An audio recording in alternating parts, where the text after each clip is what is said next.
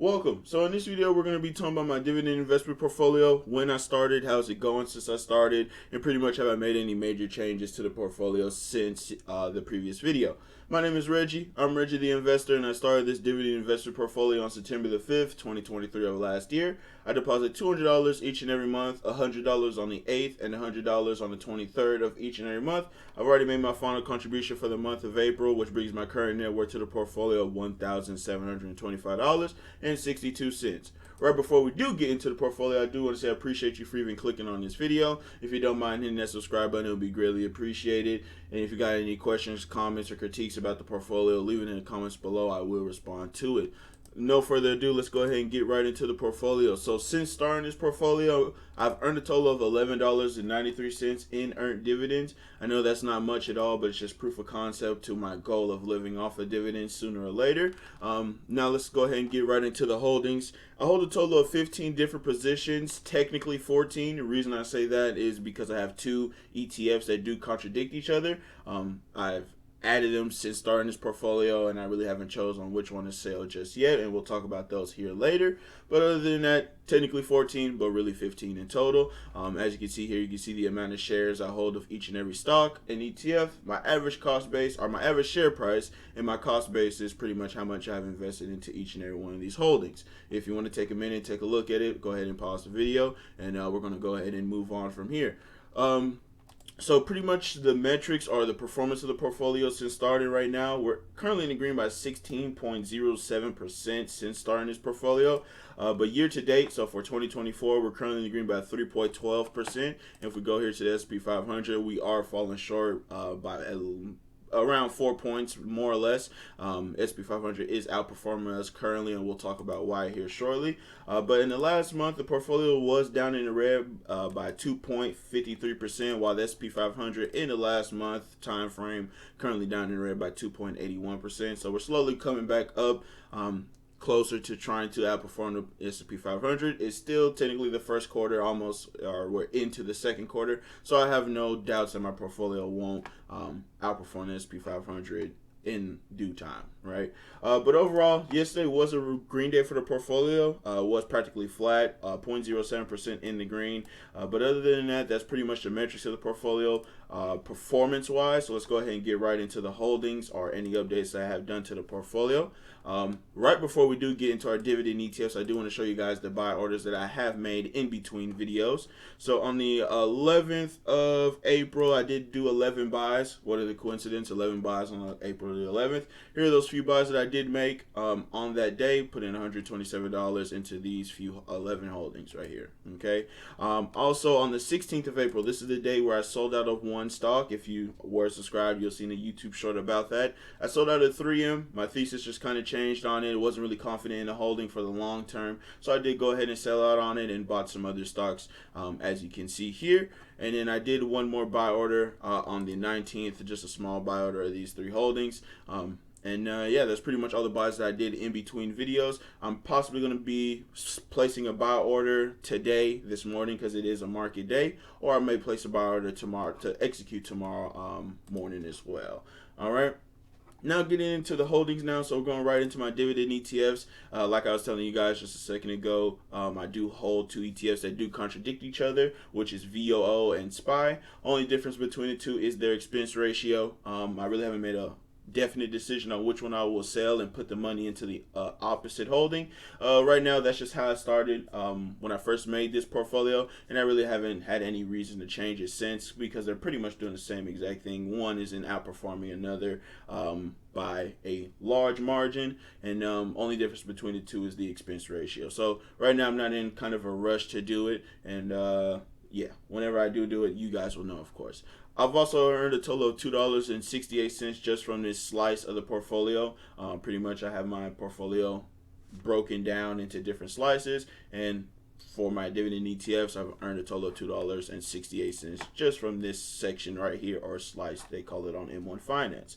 All right, getting right into my industrials. This is where 3M was previously, so if you check out my previous video, you will see 3M here. But as you know, I did sell out of that company, so on and so forth. Right. So my industrial slice of the portfolio, I've earned a total of $3.41 in earned dividends. I know Lockheed Martin did report earnings on the 23rd, I think it was. Personally, I didn't see anything wrong with the earnings report.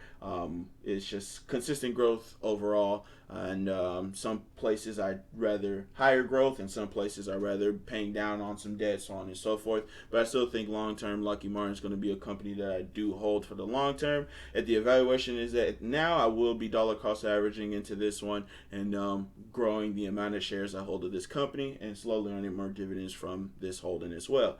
Waste Management and Caterpillar. Actually, speaking about Waste Management, they did report earnings yesterday. I didn't get through the full report, but most of the report I did get through, and I was kind of happy with the numbers that I did see. So I will be dollar cost averaging into this one as well, buying some more. If I can find a little bit of a day where it's red, I will be buying some Waste Management. Now with Caterpillar, I have kind of held off on investing in the Caterpillar. I think they will be reporting earnings next week or in May. Don't quote me on that, but right now, I just been holding off on investing into it because the evaluation is kind of high for me, and I'd rather not dollar cost average too high up. But other than that, Caterpillar is still one I will be investing into here soon whenever I feel it fits best. Okay, getting right into the next one, my finance slice of my portfolio. So in this slice, I've earned a total of 62 cents in earned dividends. I hold 3 holdings right now: S&P Global, MasterCard, and American Express. S&P Global is actually reporting earnings today. It is the 25th of making this video. So yeah, I'll be checking out for their earnings, see how they do. They've been practically flat this year, are down like 5-6% overall this year. So I have been investing money into this stock right here to get my share amount higher, I guess you can say, the more equity I have into the stock. Also, with MasterCard, I've also been dollar cost averaging into that one. Not really, pretty much looking for an evaluation on that one. I really just think MasterCard has a lot of room to grow, and I just been dollar cost averaging consistently into this holding right here. Now with American Express, I kind of been holding off on the evaluation as well. It's been a little bit at a premium in my standards. So I've been kind of holding off, waiting for a little bit more of a dip to come down. I think they did report earnings last week. Can't really remember exactly. So they're currently doing pretty well right now. So I'm just waiting for a little bit of a dip to reinvest some more money. But at the moment, we're just going to be investing in MasterCard and S&P Global on a consistent basis. Other than that, that's my finance stocks, my finance slice of my portfolio. Getting right into the tech stocks now. All right, well, my tech stocks only hold 3 holdings. If you're here when I first started this portfolio, first few months of starting this portfolio, I did hold the ETF QQQ, which is a big tech ETF, and I'm not too much of a tech investor. Even though I do hold tech stocks, I just don't want 50% of an ETF being completely tech when I don't really agree with or want to invest in pretty much all that tech, if that makes sense, right? So Apple has been down so far this year. We're currently in the red on it by 8%. I still think it's a strong holding. Investors are just kind of, I wouldn't use the word overreacting, but just reacting a little bit differently to the earnings report that they did 1st of January, or not first, but the first few weeks of January. So practically been kind of on a steady downstream. They're coming up actually now. Previously it was at like $160 a share. Now we're back to close to $170. But other than that, I'm still dollar cost averaging down into Apple. Grow the amount of holding, or the amount of Apple I do currently hold, so on and so forth. Right. So I still think I'm going to be reinvesting my money into this company. I don't see any issues on why I should be taking my money out or slowly chipping away at Apple. Right. Intuit, Microsoft. Intuit and Microsoft, I really haven't invested into those two consistently. I've been kind of waiting for them to come down just a little bit more. But when I do invest into them, I do small amounts just to get my money working for me. But other than that, those two holdings, I'm still looking for a little bit of a lower evaluation to get reinvested into. And yeah, that's pretty much it for my tech stocks. I don't remember if I said this already, but if I did, my apologies. We've earned a total of 31 cents from this slice of the portfolio. All right. Moving on to my last two, my real estate stock. So this is pretty much what's really holding me down from outperforming the S&P 500, since I do have a large amount of money into this company, Vici here. This is the only REIT that I do hold. Realty Income very hard for me to pronounce for some reason, but I don't know if I will be adding that one to the portfolio. Honestly, I think Vici is going to be a better option in the long term. I do know they pay a monthly dividend. I know one of you guys in the comments below were talking about, should I invest into ETFs or stocks that do pay a monthly dividend to get the snowball rolling a little bit faster. Honestly, I did put a response to your comment, of course, but I'm just going to reiterate on the same thing. Honestly, when a dividend is paid out, it's not really something that I look for in a company. Mainly, I just look for pretty much the fundamentals of the company. Do I think it can grow for the next 20, 30 years of my life, so I can sooner or later be living off of said dividends? And I've watched a video from another content creator. I do not remember who exactly, but if I can find that video, I'll most definitely leave it in the comments below, where there's not really much of a percentage difference when it comes down to a stock paying monthly dividends to a percentage yield, is what I'm saying, from monthly dividends to quarterly dividends. Really, it's based off the fundamentals of the companies. That's what I'm looking for. And I personally think to get the snowball rolling a little bit faster is not really how much they pay in dividends. It's really how much you contribute to the portfolio. That's just my mindset on it. And that's pretty much how I'm acting upon starting on dividend investing. I've got the start. Now I just need to increase my income, slowly invest a little bit more than just $200 a month. My goal kind of is try to get to $1,000 a month if possible, or not if possible, but when possible. And that's pretty much it right now. That's pretty much my goals for right now for the portfolio, right?